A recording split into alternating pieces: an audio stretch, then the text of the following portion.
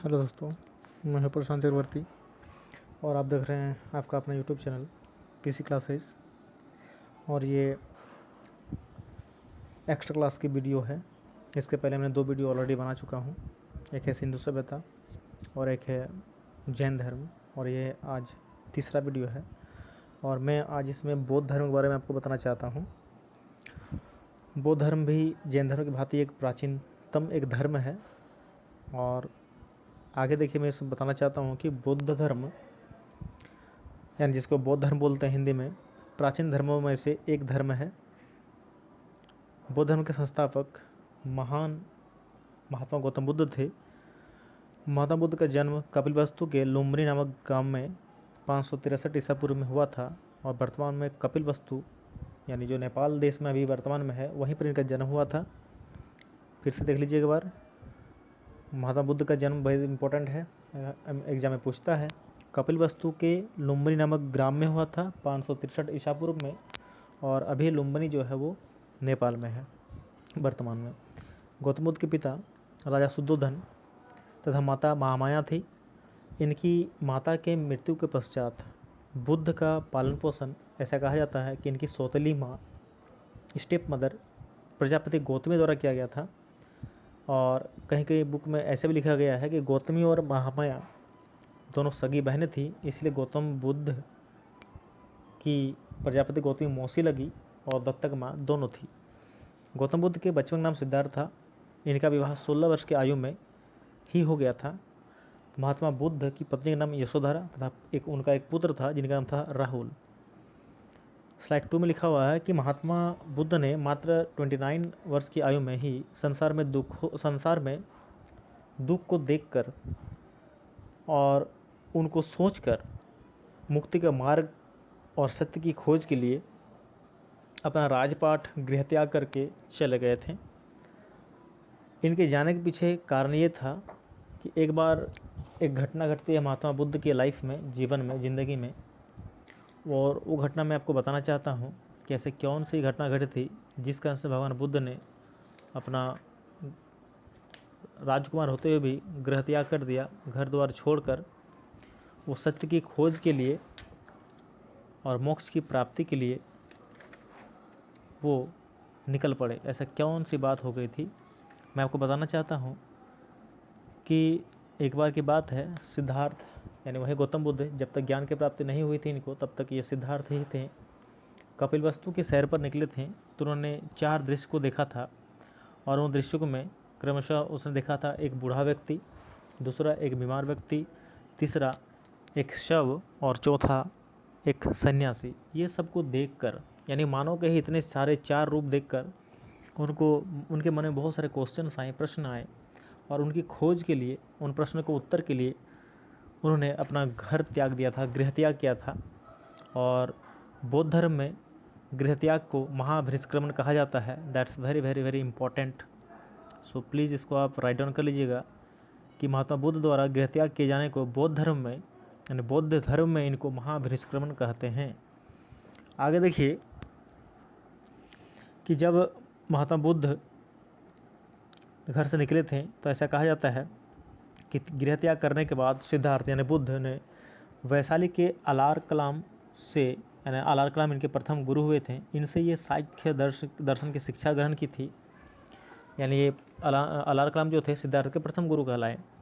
अलार कलाम के बाद सिद्धार्थ के एक और गुरु हैं जिनका नाम था रुद्र क्रामपुत, और इनसे ये शिक्षा इनसे भी प्राप्त किए थे। इस तरह करके महात्मा बुद्ध जब घर से निकले थे तो उनको तो महाभिनिष्क्रमण कहा ही गया है 29 वर्ष की अवस्था में। और जब घर त्याग करने के बाद आगे बढ़े थे तो सिद्धार्थ को, यानी बुद्ध को, वैशाली में एक गुरु मिले जिनका नाम था अलार कलाम। उनसे उन सांख्य दर्शन की शिक्षा ग्रहण की और ये उनके प्रथम गुरु कहलाए। फिर कुछ समय के बाद राजगीर में एक और व्यक्ति मिले जो बाद में इनके सेकंड गुरु कहलाए, रुद्र क्रामपुत। और ऐसा कहा जाता है कि उरुबेला में सिद्धार्थ को कौंडिन्य, बप्पा, भादिया, महानमा एवं अस्सागी नामक 5 साधक भी मिले थे।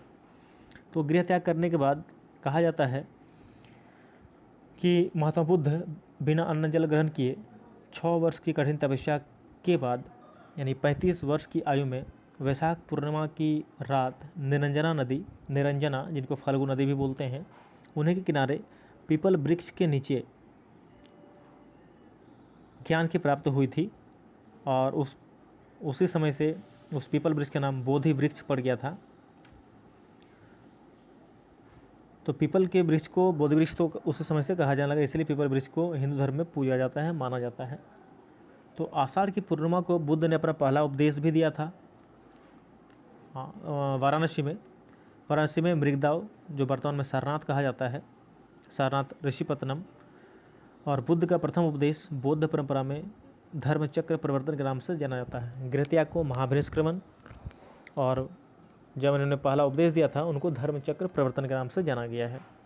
उनके बाद इनके कुछ अनुयायी भी बने, फॉलोवर भी बने, जो इनको बहुत मानते थे। उनमें से बिंबिसार था, जो हरेक वंश का संस्थापक थे।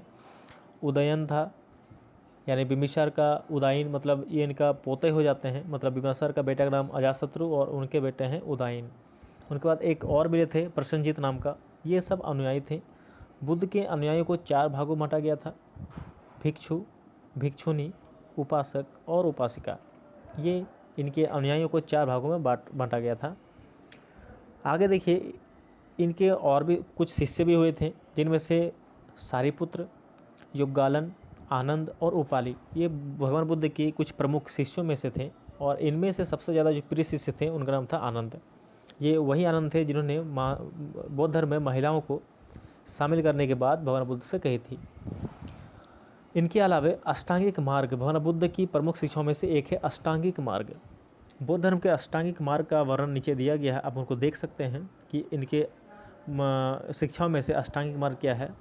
सम्यक दृष्टि, सम्यक संकल्प, सम्यक वाक, सम्यक कर्मांत, सम्यक आजीव, सम्यक व्यायाम, सम्यक स्मृति और सम्यक समाधि। ये 8 इनके अष्टांगिक मार्ग हैं। तो इनको कृपया आप लिख लीजिएगा और इनको याद भी कर लीजिएगा। बड़ा इम्पोर्टेंट है कि महात्मा बुद्ध के कितने मार्ग थे, तो अष्टांगिक मार्ग थे, इनके शिक्षाओं के अष्टांगिक मार्ग थे, ये लिख लीजिएगा आप। उनके आगे हम बढ़ते हैं। तो बौद्ध धर्म के 4 आर्य सत्य अथवा सिद्धांत भी थे, और उनका था नाम दुख, दुख समुदय, दुख निरोध और दुख निरोधगामी। ये भगवान बुद्ध के यानी बौद्ध धर्म के 4 आर्य सत्य थे। क्या क्या मैंने बताया, वह फिर से देख लीजिए। फिर से कहने के बाद देख लेते हैं हम लोग। इनके 4 भाग थे, यानी इनके अनुयायियों को 4 भागों में बांटा गया था, भिक्षु, भिक्षुनी, उपासक, उपासिका। उनके अलावा मैंने क्या बताया, इनके प्रमुख शिष्य थे, उनका भी नाम 4 ठो है, सारिपुत्र, योगलान, आनंद, उपाली। और उनमें सबसे प्रसिद्ध था आनंद, सबसे प्रिय शिष्य था। और अष्टांगिक मार्ग यानी 8 मार्ग शिक्षा के मैंने बता दिया। आगे देखिए, इनके 4 आर्य सत्य भी और सिद्धांत भी थे, जो दुख, दुख समुदय, दुख निरोध, दुख निरोधगामी। ये 4 आर्य सत्य था, सिद्धांत भी कहा जा सकता है। उनके बाद बौद्ध धर्म में बौद्ध मत के 3 प्रमुख अंग भी थे, बौद्ध, संघ और धम्म। और इनको क्रमशः त्रिरत्न भी कहा जाता था। बौद्ध धर्म के 3 रत्न थे, बुद्ध, संघ और धम्म। बुद्ध द्वारा दिए गए उपदेशों को बौद्ध धर्म में धम्म कहा गया है।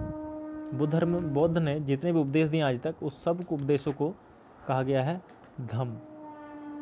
इसके बाद मैं आगे यदि बात करूं तो देखिए, बौद्ध भिक्षु और भिक्षुणियों के संगठन को संघ कहा गया है। यानी बौद्ध धर्म में जितने भी भिक्षु थे यानी पुरुष, भिक्षुणियाँ यानी महिलाएं, इनके क्रमशः संगठन को, ग्रुप को ही कहा गया संघ।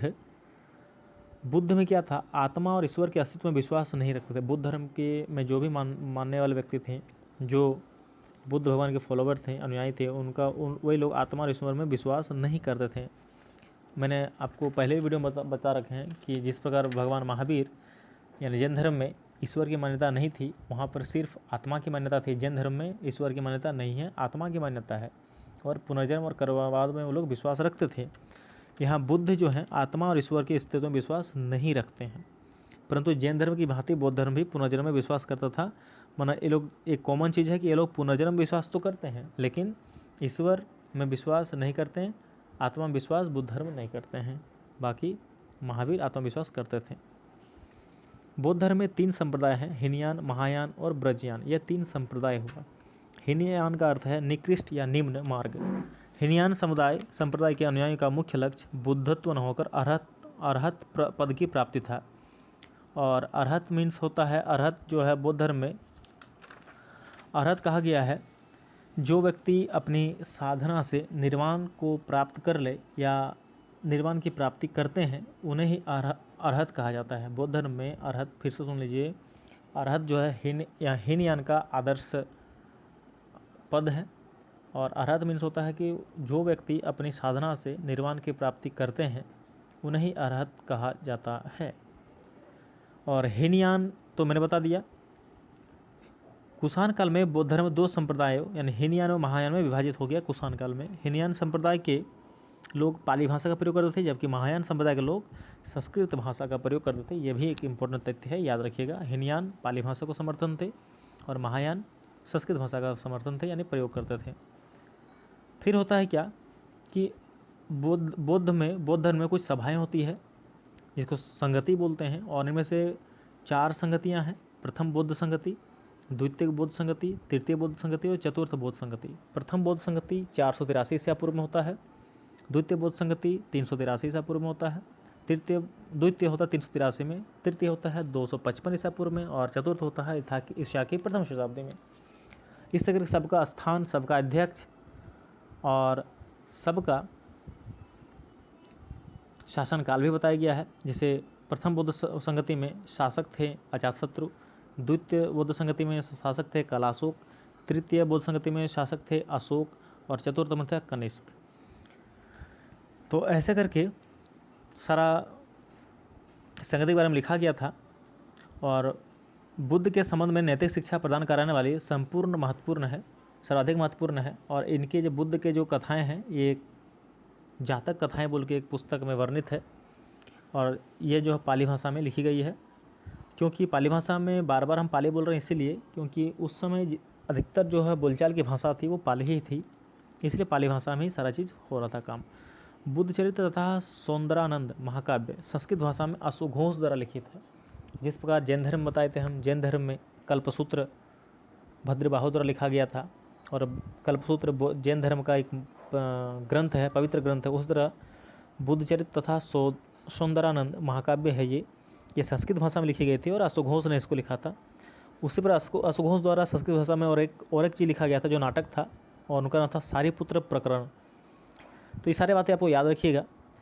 बौद्ध साहित्य मुख्यतः त्रिपिटकों में समाहित है और यह बौद्ध धर्म का प्रमुख ग्रंथ भी है त्रिपिटक, जिसे सभी बौद्ध संप्रदाय के लोग मानते हैं त्रिपिटक को। और ये भी देखिए पाली भाषा में लिखित है। और पाली भाषा क्यों लिखित है मैंने पहले ही बता दिया, क्योंकि बोलचाल की जो भाषाएं थी वहाँ का पाली ही थी। और इसमें 17 ग्रंथों का समावेश है। ऐसा कहा जाता है कि त्रिपिटक जो है बौद्ध धर्म का प्रमुख ग्रंथ तो है ही, साथ ही साथ इसमें 17 ग्रंथों का समावेश है, मतलब 17 ग्रंथों को एक साथ जो है त्रिपिटक में लिखा गया है, रखा गया है। और त्रिपिटक है सुत्त पिटक, अधिधम्म पिटक और विनय पिटक, ये 3 त्रिपिटक उनका है। सुत्त पिटक, विनय पिटक और अभिधम्म पिटक, सबका वर्णन यहाँ लिखा गया, आप इसको देख सकते हैं। महात्मा बुद्ध की मृत्यु के बाद अब क्या बात है कि महात्मा बुद्ध की मृत्यु को बौद्ध ग्रंथों में महापरिनिर्वाण कहा गया। मैंने क्या बताया फिर सुनिए। गृह त्याग को कहा गया था महाभिनिष्क्रमण। उनके बाद जो प्रथम उपदेश दिए थे उनको धर्मचक्र परिवर्तन, और जिनकी मृत्यु हुई उसको कहा गया महापरिनिर्वाण। ये 3 बातें याद रखिएगा। तो बुद्ध की मृत्यु जो हुई थी ये 80 वर्ष की अवस्था में यानी 483 ईसा पूर्व में कुशीनारा, उत्तर प्रदेश में एक ज़िला है देवरिया, वहीं पर हो गया था। ऐसा कहा जाता है कि एक चुंद नाम का व्यक्ति थे, इन्हीं के द्वारा जो है भोजन अर्पित करने के बाद इनकी जो है मृत्यु हो गई थी। फिर मल्लों ने अत्यंत सम्मानपूर्वक बुद्ध का अंत्येष्टि संस्करण किया। और फिर ऐसा आगे और कहा जाता है कि एक किंवदंती के अनुसार मृत्यु के बाद बुद्ध के शरीर के अवशेषों को 8 भागों में बांटकर उन पर 8 स्तूपों का निर्माण कराया गया था। और वो 8 जगह है स्तूप है मगध, वैशाली, कपिलवस्तु, अल्पकप, रमागम, बैठ द्वीप, पावा और कुशीनगर। ये 8 जगह हैं जहाँ पर इनके शरीर के 8 भागों को रखकर 8 स्तूपों का निर्माण कराया गया था। तो इस प्रकार महाविभास एक उच्च कोटि का बौद्ध ग्रंथ और है, त्रिपिटक था ही, उनके साथ महाविभास भी है जिसकी रचना वसुमित्र ने संस्कृत भाषा में लिखी थी। वसुमित्र। महाविभास का अर्थ होता है सार संग्रह। ललित विस्तार महायान संप्रदाय का ग्रंथ है। इसमें महात्मा बुद्ध के जीवन का उल्लेख मिलता है। और महात्मा बुद्ध ने अपना अंतिम उपदेश सुमच्छ को दिया था। ऐसा कहा जाता है कि अपना अंतिम उपदेश जो दिया था सुमच्छ को दिया था। बौद्ध संघ में प्रवेश करने वाली प्रथम महिला थी बुद्ध की सौतेली माता प्रजापति गौतमी। ये उनकी सौतेली माँ थी और यही जो है प्रथम महिला थी जो बौद्ध धर्म को मानी थी, बौद्ध धर्म में शामिल हुआ था। इनके अलावा कुछ एक्स्ट्रा तथ्य जो मैं आपको बताना चाहता हूँ कि मैंने बताया कि बौद्ध धर्म में पुनर्जन्म की मान्यता है और विश्व दुखों से भरा है का सिद्धांत जो है बुद्ध ने ही दिया था। और यह जो बात है यह उपनिषद से लिया गया था कि विश्व दुखों से भरा है। और इस प्रकार बुद्ध के अनुयायी दो भागों में विभाजित थे, एक है भिक्षुक एक उपासक। पहले बताया था भिक्षुक बोलते थे कि वैसे बौद्ध धर्म का प्रचार के लिए जिन्होंने संन्यास ग्रहण किया है उन्हें भिक्षुक कहा गया कि वैसे व्यक्ति जो बौद्ध धर्म का प्रचार तो कर रहे हैं लेकिन वो संन्यास ग्रहण कर लिए हैं। और उपासक बोलते हैं कि गृहस्थ जीवन बिताते हुए अगर आप यदि बौद्ध धर्म अपनाते हैं तो उनको उपासक कहा गया है। तो बौद्ध संघ में सम्मिलित होने के लिए न्यूनतम आयु सीमा जो है 15 वर्ष की थी। और बुद्ध संघ में प्रविष्टि होने को उपसंपदा कहा जाता है। और त्रिरत्न तो मैंने बता ही दिया है कि बौद्ध धर्म में त्रिरत्न है, बुद्ध धम्म और संघ है। तो इस प्रकार जो है बुद्ध धर्म का सारा बातें जो है मैंने आपको आज बता दिया है। आई होप कि वीडियो आपको अच्छा लगा होगा और अगर अच्छा लगे तो कृपया करके आप जो है इनको लाइक और सब्सक्राइब कीजिए मेरे चैनल को। कुछ भी क्वेश्चंस आपके मन में डाउट्स हैं तो हमें कमेंट में लिख के बताइए, मैं उसका सॉल्यूशन देने की कोशिश करूँगा। और अच्छा एक बात और मैं बता देना चाहता हूँ कि इनके जो पिता थे गौतम बुद्ध के, ये शुद्धोधन थे, साक्यगण के मुखिया थे। और जैसे कि मैंने बताया कि सबका कुछ न कुछ प्रतीक चिन्ह होता है। जैसे सबसे पहले बताओ क्या था, ऋषभ देव यानी आदिनाथ का प्रतीक चिन्ह मैंने बताया था आपको कि सांड था, उस पर पार्श्वनाथ का सर्प आया और महावीर का सिंह आया था। उसी पर भगवान बुद्ध का भी जो प्रतीक चिन्ह था वो अगर मैं जन्म का बताऊं तो कमल एवं सांड था। गृहत्याग को घोड़ा से दिखा गया है और ज्ञान को तो पीपल वृक्ष के नीचे तो पीपल वृक्ष दिखा गया है। निर्वाण जब उनकी मृत्यु हुई तो पदचिन्ह और मृत्यु को स्तूप बोल के जो प्रतीक चिन्ह के रूप में दर्शाया गया था। और एक बात बहुत ही इंपॉर्टेंट है कि बौद्ध धर्म के संस्थापक गौतम बुद्ध ही थे और इन्हें एशिया का ज्योतिपुंज भी कहा जाता है यानी लाइट ऑफ एशिया। बस और इसमें कुछ है नहीं आगे, मैंने सारा का सारा चीज़ आपको बता दिया। और इसको बढ़िया से भी अच्छे से वीडियो को देखिए, आपके एग्ज़ाम के लिए बहुत ही इंपॉर्टेंट होने वाला है। खास करके क्लास 12 के जो बच्चे हैं उनके लिए वीडियो बहुत ही अच्छे हैं, रिलेवेंट है एग्ज़ाम के लिए। एग्ज़ाम के प्रोस्पेक्टस से पॉइंट ऑफ व्यू से बहुत इंपॉर्टेंट वीडियो है। Thanks, have a nice day.